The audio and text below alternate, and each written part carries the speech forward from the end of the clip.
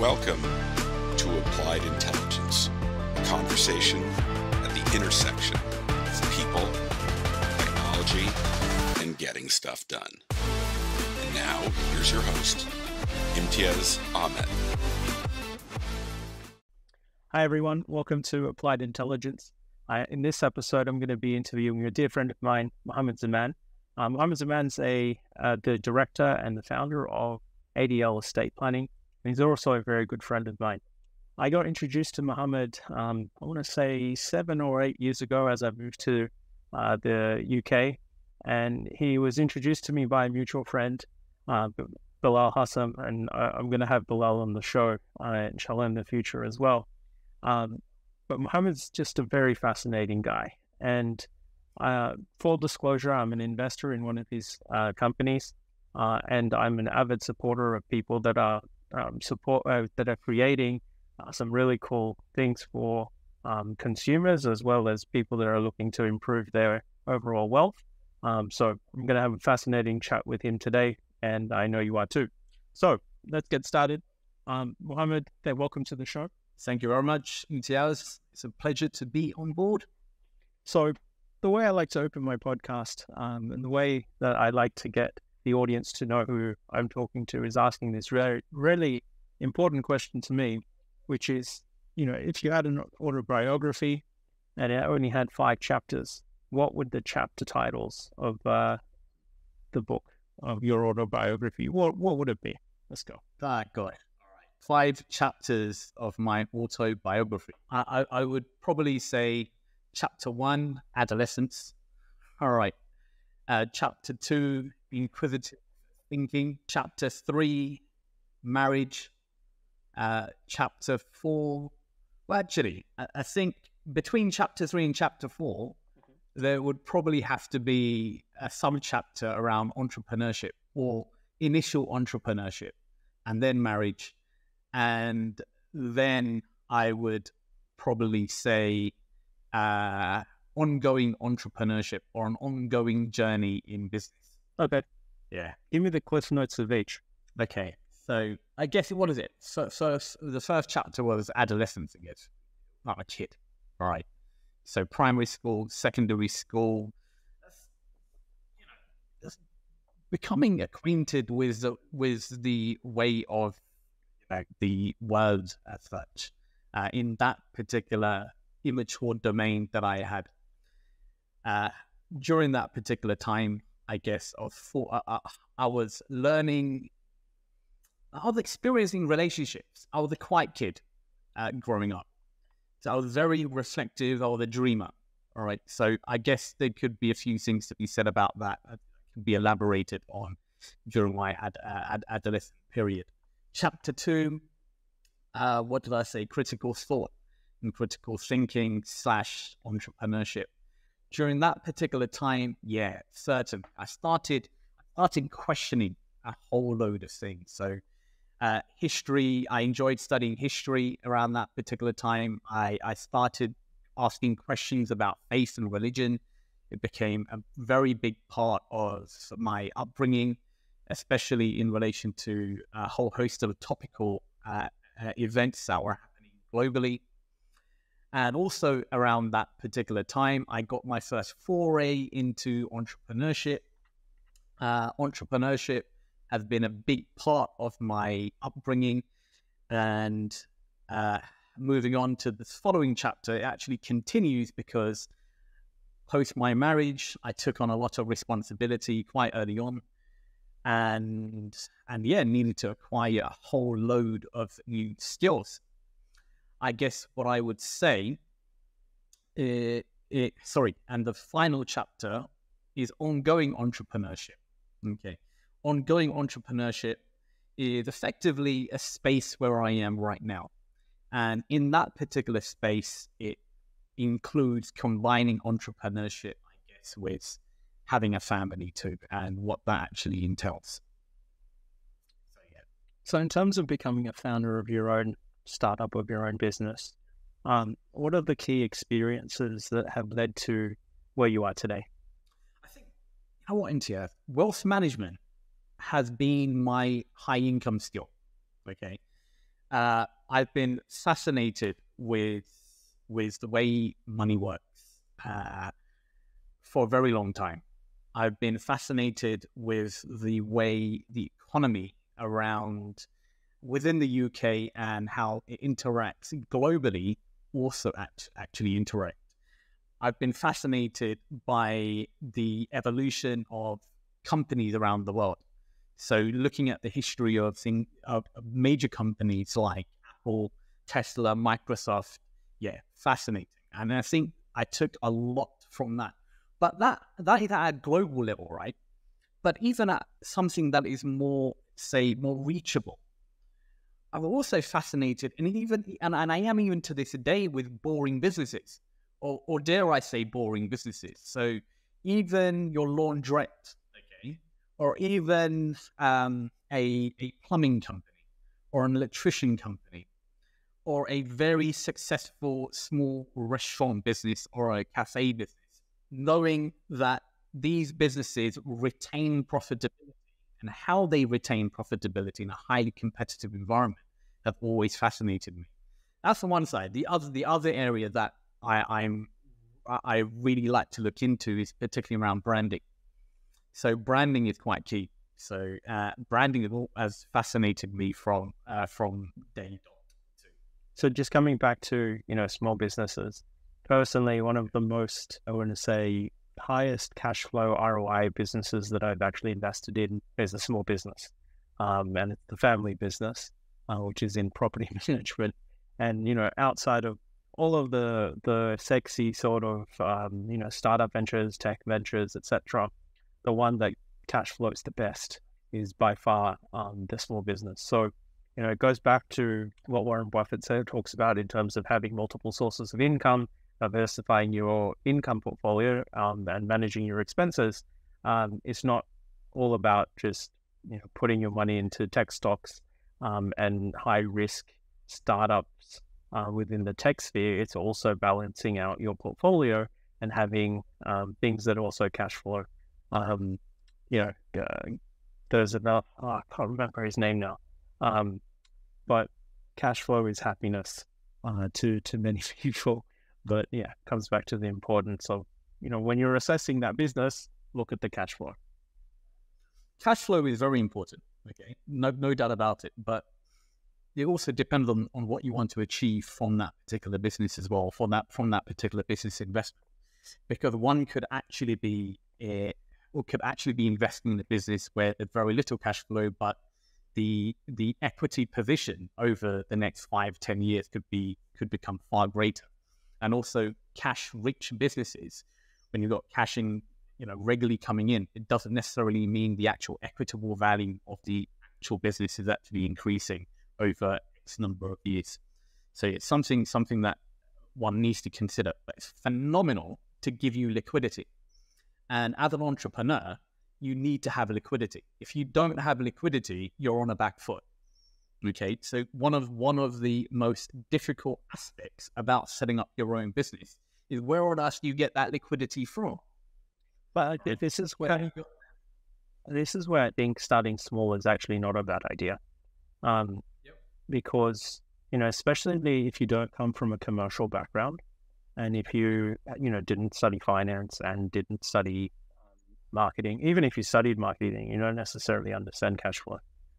So investing in a small business and really getting into the nuts and bolts of a P&L of that business, understanding, how much money is coming in every month versus how much money is actually coming out of that business every month. I think if you're a non-commercial person trying to get into investing, it's actually not a bad place to start. Even if you lose, your initial $5,000, $10,000, $15,000 worth of investment and it goes to zero, if you learn how to manage that monthly P&L, that is a pivotal skill that every investor needs to have. That, a lot of people just look at the equity upside and see, 30, 40, 50x multiples and get excited.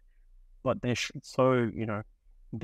they're very rare to happen, and you have to be amazingly good at picking them. So it's not a bad place to start in a small business. Well, identifying alpha, is what every particular type of active fund manager out there trying to actually achieve. But unfortunately, they struggle with it. the best of us struggle with it. Okay, so and also when you have a cash-rich business or any type of investment, to be fair, as an entrepreneur, if you lose 5K, 10K, 15K, it could mean something very, very different depending on your own entrepreneurial context. I mean, you could have a family with a few children, yes, or you could be a single person, no dependents. All right, and losing 5K is not an issue at all. I mean, before I was married, I lost around $5,000. It didn't have a huge impact on my well-being in the slightest. It just disrupted me for a few months. Okay, but that journey was fundamentally important to my growth and my mindset in approaching entrepreneurship today. It's being able to take those particular risks. In that particular situation, we did something crazy. So I was in university at this point, and I had invested just a little under £5,000 into clothing stock with a couple of other guys, but with no idea as to how we're going to execute the actual investment, i.e., right, we've bought a whole load of stock, which cost around $12,000, I think it was, which had a retail value of something like 60 to 70 grand. But, and it was stock that would be on a, one of those markets on the high street. Yep. Okay. But we didn't think about who's going to open up the store, who's going to get the license.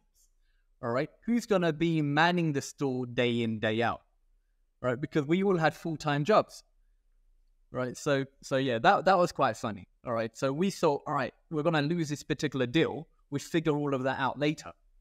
Sometimes that does work. Most of the time, it doesn't. And I have the type of attitude where plan. All right, and this is where I tend to be quite good at, which allows me, when I take those calculated risks, it's less of a burden to me. It's less of a stress to me as well. So just, drilling down on analyzing risks, talk to us about your experiences when it comes to employment. Like, what are the companies that you've previously worked at, and what are those key skills that you gained there in terms of wealth management? Oh yeah, totally. So my first foray into private client world was back in 2003. So, and particularly on the mortgage side, I don't advise mortgages anymore, but it's a good place to actually start your career. And this is shortly after university as well, a few years after university, because I was in the legal sector prior to that. I'll speak about that shortly, but that was one of my first roles, and the learning that I got in that particular role very early on is client interaction. It's basically sales and customer service. And what I learned during that particular time, it was so important to have an attitude where you can actually build trust and rapport very, very quickly. Because you don't actually have long to actually make a really good impression, whether it's over the phone at that particular time or whether it's face-to-face. So you need to leverage as much as you can. Now, the way I look at fostering relationships, first and foremost, is to be authentic. And before thinking about the actual sale or value, think about what problem can you actually solve for that particular person. Everything else will come out of it. Don't look at the sales figures first, or don't look at your commission first. Rather, look at how can I solve this particular problem for that particular person, and I guarantee you the blessings will come out. So in terms of, struggles that you had in terms of the wealth management sector, what are the key things that, did you struggle to reconcile? And when it comes to your outlook? Oh, yeah, totally. So I have a lot to say about the wealth management sector. And among the areas that I disliked was particularly in relation to how investment philosophy or investment strategies are actually priced. In actual fact, in one of my previous roles, I politely critiqued an investment strategy at a major wealth management firm that actually led to an internal departmental review and then a one-to-one training indoctrination to justify the firm approach. All right, so I'm not I'm not a person to shy away from critiquing something. And bear in mind, I left that firm, and shortly after, without any association with me, there was an FT article on that particular firm, basically speaking about everything that I had actually said, which is great. All right, so I felt quite vindicated in that particular regard. But yeah, I decided to leave that particular firm and join another particular wealth management firm shortly after. I'm the type of person, I can't be at an organization where their values don't align with mine. And those values relate to integrity, those values relate to equity, those values relate to transparency as well. I cannot advise on something that, to me, I wouldn't be able to put those type of solutions in front of, say, people who are nearest and dearest to me. On another note, okay, I'm probably not a very good employee as well. So not only that, in one of my previous roles, I led a staff strike at a law firm. Oh wow! All right, so, and that was once again because of poor corporate practices towards employees, and things like delaying staff salaries and like that, and a whole lot of which we don't need to really get into. But yeah, that was a whole load of fun. So okay, so yeah, and yeah, I led a staff strike, went to cinema. So how does this, in terms of being a founder, in terms of setting up ADL estate planning, how did all of these experiences kind of lead you to setting up ADL? Do you know what? I think it was a case of a combination of circumstances that really came to the fore, which allowed me, let's do something that could be quite different. And bear in mind, I had that entrepreneurial experience early years of university that gave me experience in a whole host of different industries, not just the legal sector, but also in retail and distribution and manufacturing as well, which I haven't actually really gone into. But you've got that on one side, and on another side, you had someone who was passionate about economics, who was passionate about global economics, in fact. Okay, and who was also passionate about community as well, and passionate about faith and religion.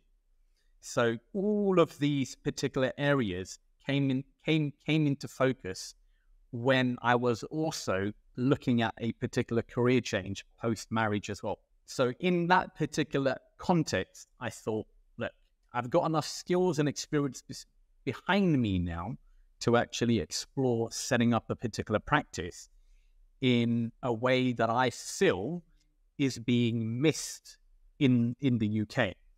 And this is particularly around private client services, where the goal with us anyway is less about building assets under management, but more about solving complex problems. Now that mind shift is very, very important. If we can solve complex problems like how wealth transfers from one generation to the next generation, if that is done well, right, the next generation may not need to worry about a mortgage. That next generation may not need to worry about paying the rent. That next generation may not need to worry about how they can put their children through really good schooling or a fee-paying school, especially if you can do that at the formative years of a child's development phase. I mean, think about it this way. My work, all right, isn't necessarily just for the wealthy. Okay, yes, without a doubt, practically all of my clients are They come from a very privileged position, but they weren't always so privileged. Not at all. I mean, some of these characters, right? They've got their successes based on new money. They've got no idea about financial literacy. They've got no idea about legal literacy. Got no idea about how to plan for income tax, corporation tax properly. Okay, they're really good at making money. They're even better at spending money. Okay, and also potentially investing in the wrong things. I often say that I'm a really bad salesperson. I am. I'm a terrible salesperson. Okay, and the reason why I say that is I've got several clients and connections who've invested in a whole load of things that I me as a regulated person and my colleagues as well in the industry would find incredibly questionable. I mean, but simple things like putting in place a protection plan. Okay, let's say 50 grand protection plan that pays out at the right time. That could do wonders for that particular family. Imagine if you didn't have it. Exactly. And I think, the main thing for me when I reached out to you, Muhammad, was, my particular family situation back in Australia, where my sister has an intellectual disability, and one day, she's going to become a responsibility of mine. I simply was not aware of all of the facilities and benefits available to my family back in Australia. Like, my parents had a very simple will put together, which transferred assets to both myself and my sister. But there were all of these provisions, specifically in Australia, and I imagine that the same in the UK and in many other Western countries, and if not in many other countries as well, where you have a special disability trust that is not taxed the same way as a regular person would be. So there are so many things that are involved in terms of inheritance planning and wealth transfer that people are just not aware of at all. And my parents are going to pass on a house, a business, etc. But not having that information would have literally cost me in the hundreds of thousands, if not millions, over the course of my sister's lifetime, had I not done this just a little bit of planning, right? So, in terms of understanding this and getting your, if you're just starting out, or you have a family who owns some property, how do you kind of get started in terms of updating your financial literacy to become aware of all of these things that are very accessible and available to everyone? And let's park that question for a second. I think the other side of this equation is in terms of understanding inheritance. I think the big gap that I found out by speaking to you was your accountant doesn't necessarily understand inheritance. Your lawyer who does a will doesn't necessarily understand tax, and an estate planner might not necessarily understand everything that's available to you. So when you're doing this stuff, it's so important to have somebody who understands all three things at the same time. Otherwise, you're going to get misinformation or not enough information to make the appropriate choice. So how do you get started if you've got absolutely no clue what to do here? Yeah, really good question. Okay, so I'll answer it at an end, but it all comes down to two approaches or two goals that we have at ADL. ADL, bear in mind, it's now effectively a group who've got subsidiary companies underneath that does different things. You got the regulated wealth management side, and then you've got the legal services side. But in combination, the goals are two. Okay, number one, improve financial and legal literacy. Okay, so people can be a hell of a lot more confident with the specialist advice that they actually receive. And it's not just the quality of the advice, but speed of implementation. It is crucial because for certain persons, they may not have sufficient life expectancy in order to mitigate inheritance tax. If they die before 7 years, right, which relates to gifting rules in the UK, then it's classed as, or we class as a cell pet, okay, cell potentially exempt transfer. Or the other term that one needs to know about is the 2-year rule, and the 2-year rule relates to how long you actually hold certain investments. But without going into technicalities about strategic inheritance tax planning strategies, the 7-year rule and 2-year rule are fundamental. Now, the other goal that we actually have, in addition to improving financial and legal literacy, okay, is reduce absolute inheritances. What I mean by that, do not give your children a single penny. All right? Don't give them a single penny. It is one of the worst things you can actually do. All right? If you were to give your child or your daughter a decent amount of wealth that is in their personal name, so they hold legal title and they hold beneficial title, it exposes them to a numerous number of threats.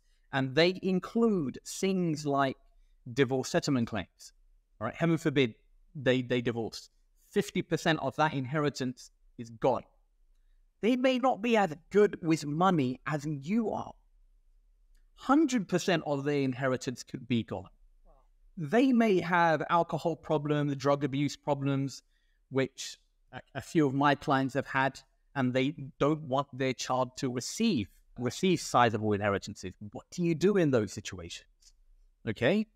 Then you've got things like generational inheritance tax. And that is where you've got inheritance tax that is charged at 40% on the wealth that cascades from one generation to the next generation. It's essentially a hidden tax. Now, if you can solve inheritance tax at the first stage, at the first generation, maybe solve is the wrong word, but if you only have to pay it at that first generation point of view because you haven't been able to do anything else, at least structure your affairs in such a way your future lineage for at least 125 years won't need to pay it. And the way to actually do that is to put in place strategic planning during your lifetime. And that includes, it can include trust-based structures. It can include family investment companies too, or a combination of both. Okay? So yeah, don't give any of your children a single penny. Pass everything ideally into trusts, and appoint professional trustees along with lay trustees to manage the underlying assets. And specifically on this, I've moved around a couple countries now, so across the US, Australia, and the UK, and I've had to do this exact process in each one of those countries because the legislation and the setup of such trusts are completely different per jurisdiction, right? Yeah, correct. So yeah, so someone like you who's a nomad, effectively, so you're going to need specialist advice throughout your life until you begin to reside in one particular area permanently. Because one of your issues is going to be confirming where's your domicile. And even now, that's not necessarily quite clear. All right. I would say your domicile would remain Australia, but you could acquire something called deemed domicile status in different jurisdictions based on the time you're actually staying there. And that can have an impact on a whole host of your investment holdings in various different locations. Yeah. Cool. So effectively, good advice is really important. All right. And you highlighted something a little bit earlier. The fact that you've got multiple professionals who are specialists in their own fields, but they're not necessarily conversant in others and will actually impact the client. So what I say is that, particularly in the private client domain, You need a professional who holds high levels of qualification in at least 2 disciplines. Okay, 2 of the 3 disciplines would be fine, but they still need to be conversant in all 3 areas. And those 3 areas are effectively legal services, particularly with specialization in administration, trust management, trust taxation, regulated wealth management services, and also accountancy and tax. All 3 of those disciplines are fundamentally important. Now, I'm dual qualified on the regulated wealth management, and also I'm an associate member of the Society of Trust and Estate Practitioners. But I'm also well aware of accountancy practices and also taxation implications on various different strategies that take place. Now, your accountant, though, may not be a tax specialist, okay? Don't think you go to an accountant and you're going to learn about tax, or he's going to come up with different strategies to actually mitigate tax. No, accountant's role isn't that. An accountant's role is to file your accounts every year compliantly to the relevant authorities, depending on which jurisdiction you are. Mitigating tax, that is where it requires different types of discipline.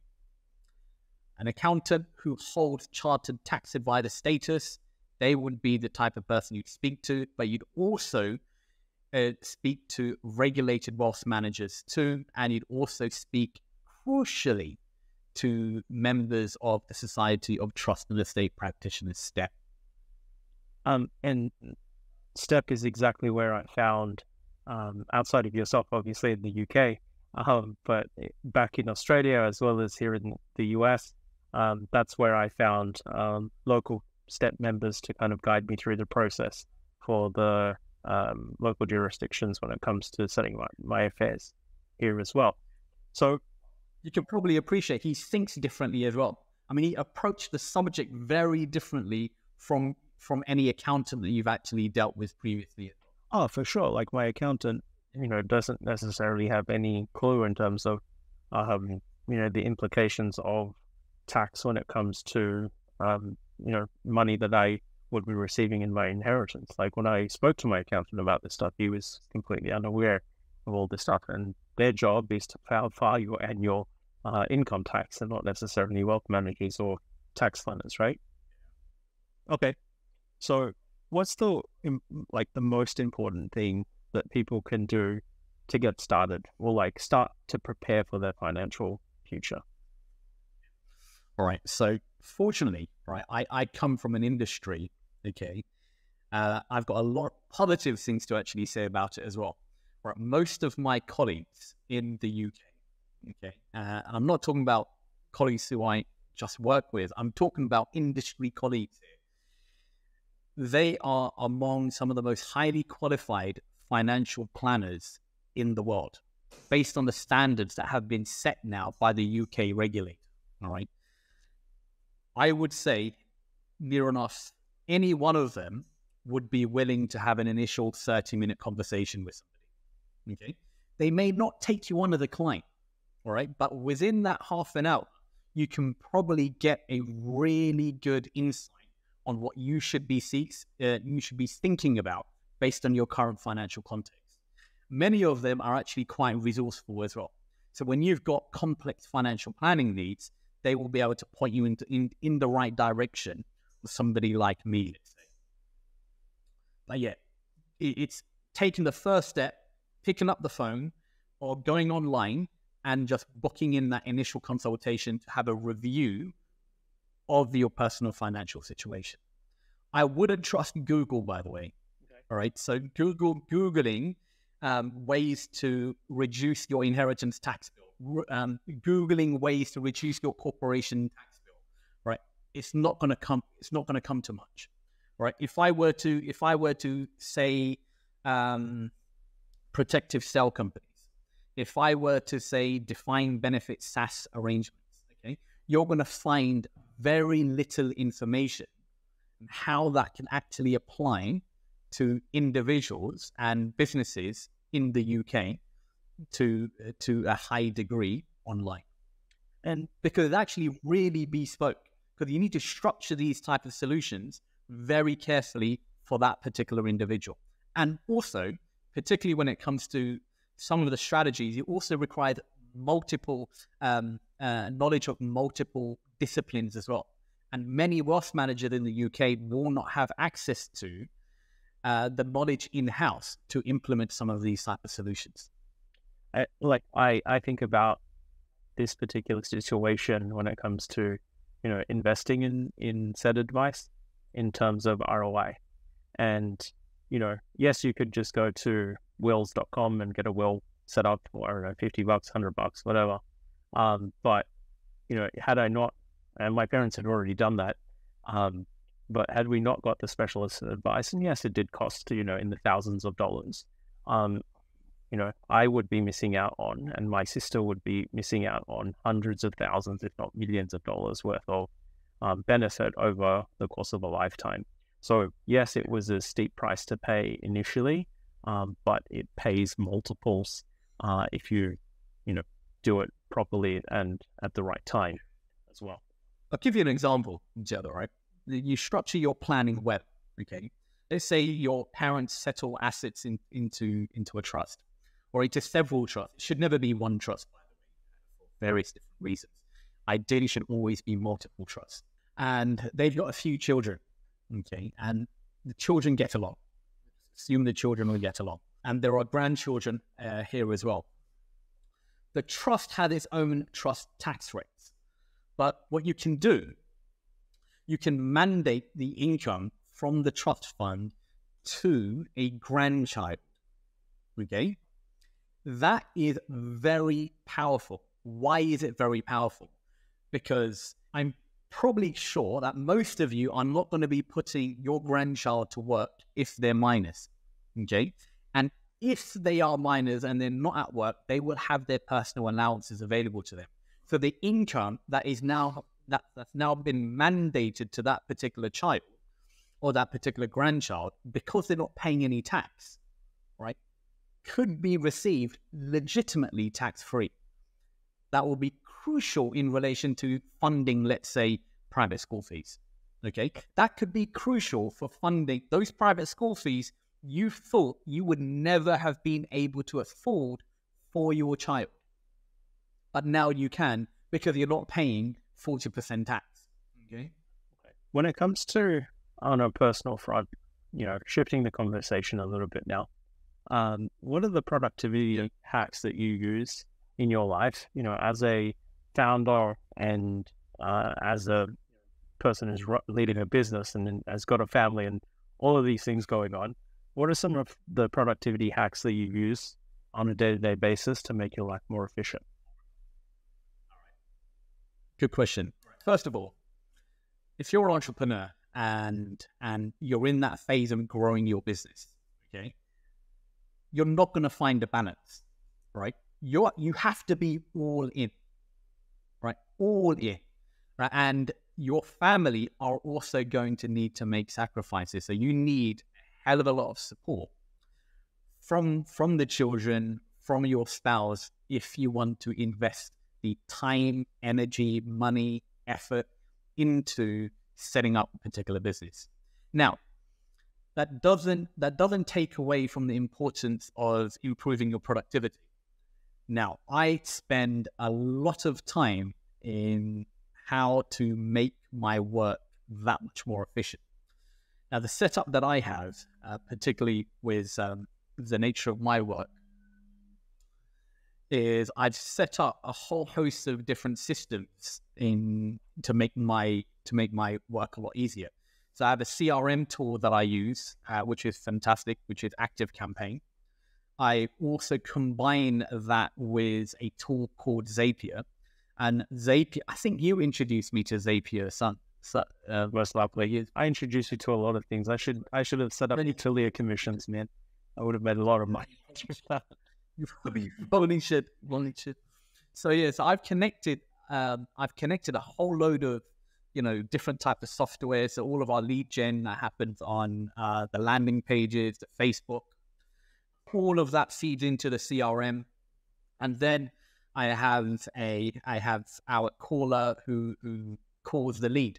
So I don't actually have to be involved in any of that until I get a ping on my phone saying a call has been booked into your diary for X date, X time, with all the relevant notes, and I just enter into the Zoom session, the Google Meet session, or whatever. So yeah, software is a big part of my productivity management. I guess the second aspect of this all, in terms of maintaining, say, mental capacity in relation to all of this, would actually be doing as much as you can to maintain a healthy lifestyle. So try to exercise a bit more, and also try to eat healthier. And you need to do that as an entrepreneur as well if you want to be 100%. Now you're not gonna always be able to do that, because especially on my particular journey, there were times when my weight would just go way up because I'm working really late and I'm getting takeaway multiple times of the day, and don't have time for exercise. But what I found is when I managed to control that, then my actual productivity over the longer term during that particular week or 2 weeks actually improves. I'm still on 5.5 hours sleep though. Dude, you're going to improve your sleep. 5.5 hours, not enough. I know. But it's something that has to be done. I think has to be done for this particular period that I'm in. And it's natural, by the way. All entrepreneurs actually have to go through this particular journey. But it's not sustainable. I'm actually quite young right now, relatively speaking. So I can abuse my body for a few more years before I'm forced to actually slow down. So we see how it goes. That's why I've got a new co-director in GS. Okay. You're gonna love him. So his name is Prajesh. Okay. All right. So he's quite a bit younger than me, but he's super smart and he works really hard. So when I wind down, he's gonna be taken over. It's good to have a succession plan, or we can talk about succession planning and in our next episode when we do it together next time. True. So I always like to ask this question, which is, what are some of the books that have inspired you and or helped you, figure out what you want to do and how you want to do it? Yeah. So in terms of inspiration, okay. So I don't know if you can see my book. No, you can't see my bookshelf. I mean, bring them. So I want to say this is a really good book. House by Robert Greene. I don't agree with everything that he says. Maybe it's because it's not part of my psychology, but knowing how to actually deal with people and deal with different types of people in different circumstances, it is very important. Now, you cannot go through life making all of the mistakes and then learning from them. You're not going to live long enough, or you're not going to have sufficient experiences. So what you need to do is learn from other people's experiences, okay? And then when those circumstances come about in your own particular life, you know how to actually behave. That's interesting point, because I meet a lot of people, or a lot of people that I've come across. They typically want to go through an experience themselves and then take the learning from there. Even if you've told them, dude, I've done this, I've made this investment, don't copy me, don't do this. They end up doing it anyway. And I'm like, why did you just waste your time and money doing something that, you could have leveraged my experience from, or you could learn from someone, amazing. For example, Warren Buffett, when it comes to investment strategy, then take the same principles from that and just, belief, rather than thinking that you're better than 99% of the world. Yeah, good point and good observation. It's something that I've observed as well. And I don't know what to say other than a lot of people have a gambling type of innate disposition when it comes to investing. When it comes to investing, great. The irony is, all right, because I'm very much in the regulated space. So it's very controlled, the type of work that we do by the regulator, and rightly so. Even though my industry colleagues, many of them do lambast the regulator quite a lot, but having worked on the regulatory side as well as part of my background, I can most certainly see the value add of the regulator, particularly in the consumer space. But putting that to one side, all right, when it comes to investors who then seek to go into some incredibly high-risk initiatives, I mean, investing in small startups when they don't have the capacity to handle the loss of that particular investment. And it's not just the loss of that investment, it's also the lack of liquidity. So they invest in a particular business, or invest in a tech fund of startups, and there are so many right now, okay, and they can't get their money out, and their money's locked in for like 10, 15 years. They can't do anything. It's as good as gone, in any manner of speaking. So I would actually say it is very important to do all of the boring stuff first. And the boring stuff is actually quite straightforward. Protect your lifestyle. How do you protect your lifestyle? Okay, you put in place the right type of protection policies, okay, which are affordable. Some policies you may not need. Other policies you would. It will free up your mental energy. It will free up your need to do sophisticated planning later on in life if you set up some of these protection policies while you are younger, healthier, because they are so much more affordable. Okay? If you in addition to the protection planning, if you do things like utilize your annual allowance for your pension, that is a step in the right direction. Because if you were to do that, you're benefiting from income tax relief, potentially corporation tax relief, and you're also building up within a particular tax wrapper, which is free from inheritance tax. Which, in the US is very similar to a Roth IRA for our US listeners. Correct. Yes. But the issue here is people don't want to go down that particular route, and what they do is invest in property. They invest in property and they forget the fact that this low interest rate environment, i.e. a few years ago, isn't going to last forever.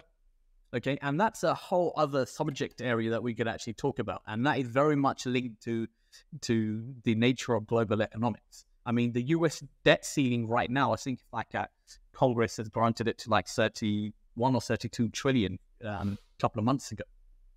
Maybe it was last month. That cannot continue to be extended year upon year upon year. Now, when it stops being extended, what do you think the reverberations are going to be globally? It will be immense. Okay. So the other thing that I mentioned is that our social contract with our government is going to be radically changing. For sure. Yeah. Maybe one for another video. Sure thing. To wrap up, one of the things I want to say is that, just like you would get a coach or a personal trainer when it comes to your health and, building muscles and building your fitness regime, I think it's very important to have the right advice from the right people who actually understand the trifecta that we talked about. So tax planning, estate planning, as well as the legal implications of having a will. So you need to find someone who knows this stuff in and out for your local jurisdiction, so that your family doesn't go through a nightmare when the inevitable happens, right? So, I've personally gone through this in 3 countries, and thanks to Muhammed, I've done this properly now across the 3 countries that I've lived. So that, there's nothing else that you take from this conversation today. Please do this properly for yourself and particularly for your family.